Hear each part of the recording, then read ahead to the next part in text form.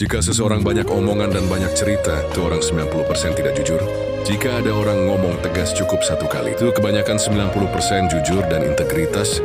Ingatlah jika kamu satu kali atau dua kali kamu ingkar janji, maka pada kali ketiga, kebiasaan orang 20% sisa kepercayaan padamu. Jika kali ketiga kamu masih tak menempati janjinya, kemungkinan besar seumur hidup tidak dipercaya oleh orang lain. Kecuali kamu ubah mindset hidupmu dengan integritas, tidak ada uang untuk bayar utang, bukan berarti kamu tidak jujur. Tetapi kamu harus tahu cara menyikapinya dengan sopan. Rendah hati dan wibawa itu lebih terhormat Daripada lari dari kenyataan bayar utang.